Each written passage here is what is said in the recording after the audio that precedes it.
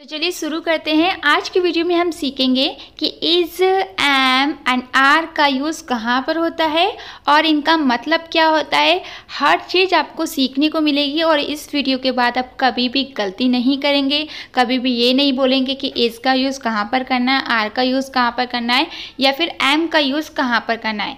सारी चीज़ें आपको समझ में आने वाली है। सबसे पहले थोड़े से हम एग्जाम्पल देख लेते हैं, जैसे कि यह एक कलम है, यानी कि दिस इज़ अ पेन। ठीक है, उसके बाद यहाँ पर देखिए इज आ रहा है। ठीक है, तो इज का मतलब क्या होता है, हे होता है, ये तो आपको पता चल गया। राम मेरा मित्र है, राम इज़ माय फ्रेंड, तो यहाँ पर भी इज आ रहा है, यानी कि इज का मतलब क्या होता है, हे होता है। ठीक है, तो यहाँ पे देखिए सब्जेक्ट के बाद इज आता है ज़्यादातर। और तुम मेरे भाई हो, यानी कि यू आर माई ब्रदर, तो यहाँ पर आर आ रहा है। अब आर का मतलब भी हो है या फिर हे हो हु, सबका मतलब यही होता है। इसका मतलब भी हे हो हु होता है, आर का मतलब भी हे हो हु होता है और एम का मतलब भी हे हु हो होता है। ठीक है, तो यहाँ पर आपको ये तो समझ में आ गया कि तीनों का मतलब एक ही होता है, बस हमें ये पहचानना होता है कि कहाँ पर किसको लिखना है। तो चलिए ये जान लेते हैं कि कहाँ पर हमें किसको लिखना है। ठीक है, तो यहाँ पर देखिए इसका प्रयोग कहाँ पर होता है। सबसे पहले हम जानेंगे कि इस को हमें कहाँ पर लिखना है। यानी कि मान लीजिए आप लिख रहे हैं कि मेरा नाम कनक है, या फिर कुछ भी लिख रहे हैं, अपना नाम लिख रहे हैं या कुछ भी जिसमें हे यूज़ हो रहा है। अब आपको कैसे पता चलेगा कि वहाँ पर इज़ लगाना है, एम लगाना है या फिर आर लगाना है। तो यही चीज़ मैं आपको समझा देती हूँ। जहाँ पर ही होगा, शी होगा, इट होगा, दिस होगा, डैट होगा या फिर किसी का नाम होगा। नाम होगा कोई सा भी नाम हो सकता है, जैसे मैंने कनक बोला, आप कोई सा भी नाम, जैसे आपका नाम है या फिर किसी का नाम है, तो वहाँ पर आपको इज़ लिखना है। ठीक है, तो ये चीज़ें ना आप लिख लीजिए, या मैं आपको PDF सेंड कर दूंगी या फिर आप मेरे कमेंट बॉक्स में चेक कर सकते हैं, डिस्क्रिप्शन में चेक कर सकते हैं, इसका लिंक दे दूंगी, आप डायरेक्ट खुद ही देख लीजिएगा। ठीक है, उसके बाद देखिए आर का यूज़ कहाँ पर होता है। अब ये आपको समझ में आ गया ना कि कहाँ, जहाँ पर ही होगा या फिर सी होगा या फिर इट होगा या फिर दिस होगा या फिर डैट होगा, तो वहाँ पर आपको इज़ का यूज़ करना है या फिर किसी का नाम होगा। ठीक है, तो ये तो पता चल गया कि भाई इज़ कहाँ पर लगता है। अब आप गलती नहीं करेंगे। अब जान लेते हैं कि आर कहाँ पर लिखते हैं। जहाँ पर वी लिखा होता है शुरू में, आपको ये चीज़ें कैसे पता चलेगी। देखिए ये क्या होगा, शुरू में लिखा होगा। अब ये जो आपने देखा है ना, यहाँ पर देखिए, जैसे कि यहाँ पर मैंने आपको बताया था राम मेरा मित्र है। राम क्या है, एक नाम है, और नाम के साथ मैंने आपको क्या बताया कि इज़ आता है। ठीक है, उसके बाद देखिए यह एक कलम है, यानी कि यह एक पेन है। ठीक है, तो उसके लिए यह के लिए आपको इज़ लिखना है। ठीक है, उसके बाद तुम शाम हो, तो तुम यानी कि यू हो गया। इंग्लिश में इसे क्या बोलेंगे, यू बोलेंगे। आप यहाँ पर भी देख रहे हैं, तो यू के साथ क्या बताया है, आर लगेगा।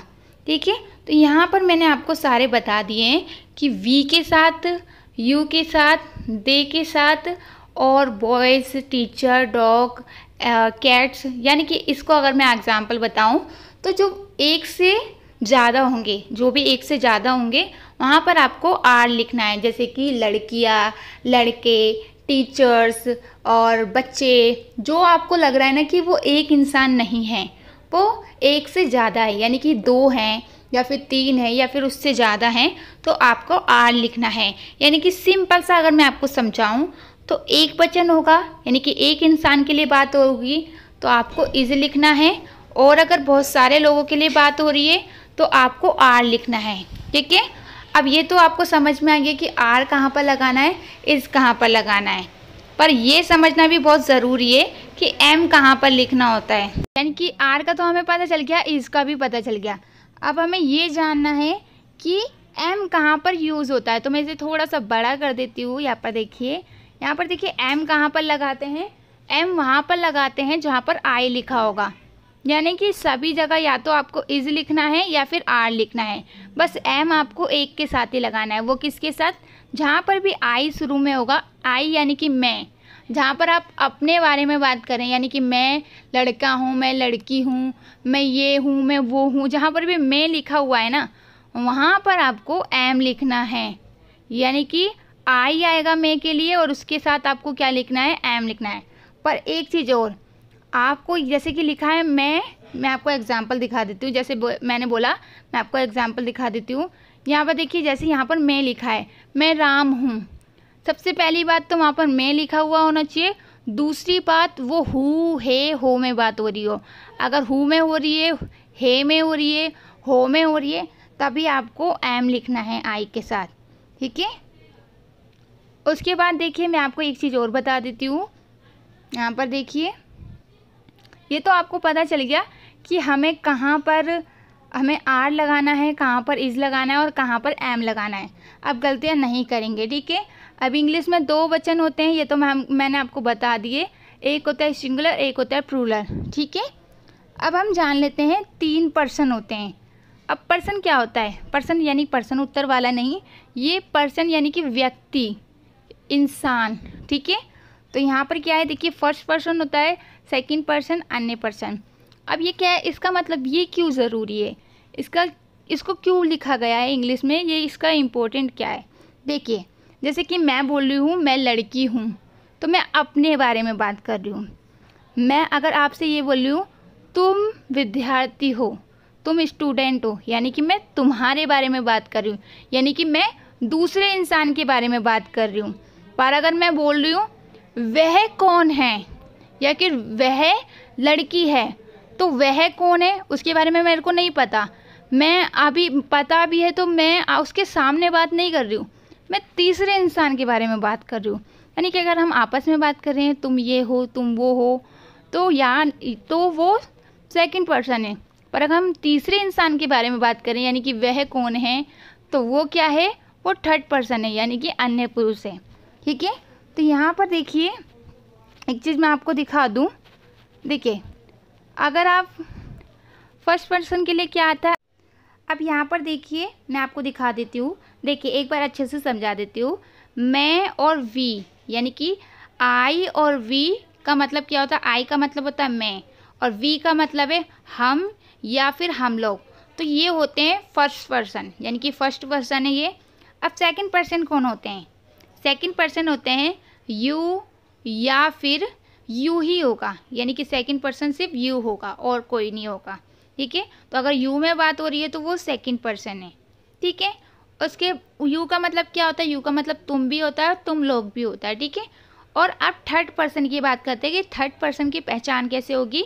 जैसे कि अगर आप ही में बात कर रहे हैं, सी में बात कर रहे हैं, इट में बात कर रहे हैं, राम यानी कि किसी के नाम के लिए बात कर रहे हैं, राम खाना खाता है, तो वो थर्ड पर्सन है। माय फ्रेंड, ए बॉय या फिर कुछ भी हो सकता है, तो वो क्या होते हैं, वो होते हैं थर्ड पर्सन, ठीक। और मैं आपको एक बार और दिखा देती हूँ। देखिए, सबसे पहले क्या होता है, सब्जेक्ट आता है।